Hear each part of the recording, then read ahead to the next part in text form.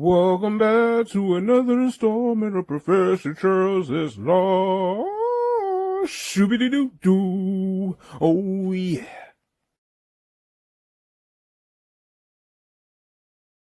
So, guys, let's get into it. We're going to talk about Justice League Snyder's Cut. Yes, the film that everyone wanted. Even the trolls.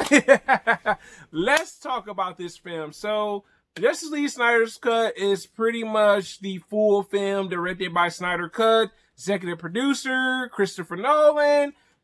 I already am liking the names already, written by Zack Snyder and some other writers too. Same thing with executive producers, but let's get into it. So one thing that I really liked about this film, is that the storyline, whereas not to compare it to the other chopped and screwed Justice League, between the two different directors, Josh Whedon and Zack Snyder, because this is completely Zack's cut, is that the film has a solid story.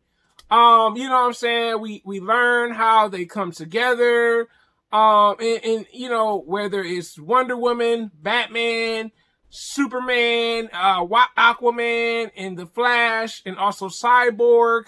I love how they kind of like had Batman. Batman's made this promise to Superman, and the movie takes place after Superman's death.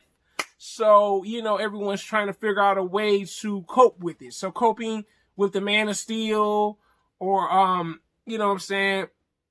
And the thing is, with that, Batman made a promise. He said, look, I'm going to build a team to beat this Steppenwolf. Also, what I loved about this film is that, like I said, Batman's building a team.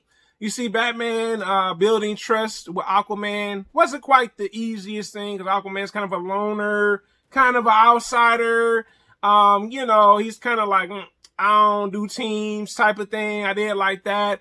Also, him and Wonder Woman, he's trying to get Wonder Woman to understand that we need a team to beat this guy. Like, you know what I'm saying? And I think that was very interesting. Even his interaction, how he come across the Flash by just looking at video footage. Batman is the world's greatest detective, right? So, he's got his world's greatest detective searching for these different heroes, even Cyborg. And I love that he had Wonder Woman to go convince Cyborg to join the team. Whereas he went to the other members to kind of get them to come together.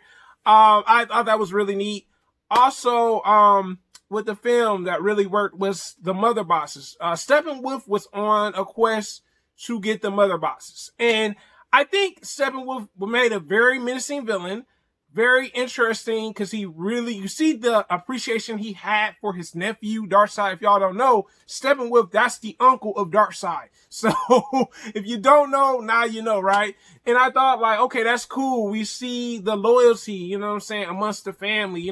Steppenwolf really has a lot of loyalty to his nephew, even though Darkseid's not there. And I love how they had Darkseid come to like this little metal, like whatever, I guess it's like a little tablet, and he's talking to Steppenwolf, and the interactions between them are very interesting.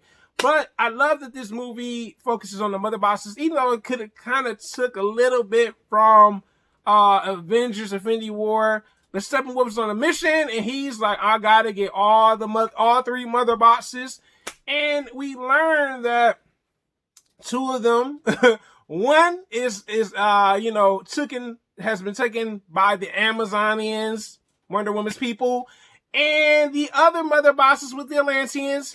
And the last Mother Boss is already integrated with Cyborg. It is still with Cyborg, but it's like in this sleep mode. I'm gonna just say sleep mode, right? Because it's kind of dormant. It's like, hey, I'm not active like the other Mother Bosses. And we see that the Mother Bosses are kind of acting crazy. One cracks open, and pretty much Steppenwolf is on a quest to get these Mother Bosses. And my God, like, the Amazonians, man, boy, they really, boy, they had some trouble with Steppenwolf, boy. Steppenwolf was not nothing to play with, and we saw him fighting the Amazonians. And I love how Wonder Woman's mother kind of, you see her kind of running with the Mother Boss, and the Amazonians fighting them off, and I was like, nah, bruh. Nah, bruh. This man is on a mission, Steppenwolf, right? I did like that aspect of it. We saw that with the Atlanteans too. And I think that was really interesting with the film. Also, with this film, I felt like we got a chance to see each character a little bit more. Like, especially with Cyborg, we saw Cyborg learning how to use his powers and how to integrate things in himself. Because Cyborg's a living supercomputer. I really thought that was really neat that we saw more of Ray Fisher's character. That's the name of the actor. And I said I like that Zack Snyder did this because I felt like with Josh Welding's twist with the movie, we didn't get enough of Cyborg. We saw Cyborg learn how to fly, use his powers. I was like, oh, this is so cool. We finally get to see Cyborg. You know, it would have been great if he would say, booyah. But it's cool, you know. I thought that was really neat.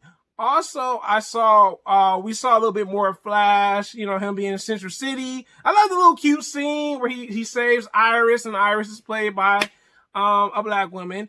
And you know, he saves Iris from this accident, and literally he's going around, you know, using his speed to stop things. He saves her from the car accident. You know what I'm saying? And then it's so funny because he gets back into like the little shop because he's applying for a job. You know, pretty much Barry's like this, you know, dead end jobs. He's been chasing 3 different jobs and stuff. You know what I'm saying? And also he really cares about his father. You can see that too, you know. Also with Cyborg we saw that, but towards the end, and their family situations were a little different. But with the Flash, his father in jail for a crime he didn't commit, and showing that I'm gonna get you out of this situation eventually. I really like that aspect of it. The action for this film was great. Nice action, enough with some comedy in it too. And also, like I said, we saw a dark side in the film. You know what I'm saying? I figured that we weren't going to see like Darkseid like a lot in the film. I felt like if we would have had Darkseid and Steppenwolf in the film, it would have been too much. You know what I'm saying? Because Darkseid he's bad by himself. We don't need Steppenwolf to team up with Darkseid. I was like, please. I kept saying to myself, like, if this happens, I'm like going to be disappointed. But I thought that really worked out that Steppenwolf was the main baddie. But I gotta say, man, the way they killed Steppenwolf, boy. Wonder Woman off with his head. Clean cut too, boy. I was like, whoa. And like I said, I think the film really worked. And I love the music they have for Wonder Woman. You see Wonder Woman come with the sword and shield. I think that really worked out. You know, so we saw a little bit more Wonder Woman too, not just the Flash and Cyborg. Also, we saw how everyone grieved with Superman's death. You know, and also them having to realize that they needed Superman. You know what I'm saying? In order to beat Steppenwolf, they needed Superman. I like how Superman assisted to beat Steppenwolf. I thought that was really neat. You know, them fighting as a team, him freezing Steppenwolf's axe. You know, that was really cool. Also, I liked with this film was the ending. I think the ending was really great because we saw Bruce's dream and like this dystopia, like where pretty much Lois Lane is dead. Joker, we see Deathstroke, we see you know, Cyborg, and we also see Superman, but something's quite wrong. You know what I'm saying? This is a dream, and it's trying to tell him something. Also, what I like about this film, we see Martian Manhunter, you know, in the film, not for like how I thought it would have been, but it was okay. I did like that he eventually become part of the team. I like the look to him. The look looked like how he looked in the cartoon in like the 2000s, right? And I thought that was really neat. I felt like this movie was like definitely needed. Like I said, the story kind of worked really well all the way through. It wasn't as confusing as the first film. And I think, you know, I have nothing against directors working together, but I think Zack Snyder knew what he wanted for this film. The reshoots worked, the additional scenes worked, and I gotta give this film a 5 out of 5, you know what I'm saying? Because I'll definitely get it when it hits Blu-ray or DVD or, you know. So this is your your review on it. You tell me in the comments, have you seen the Snyder Cut? And until next time, guys, I'm out.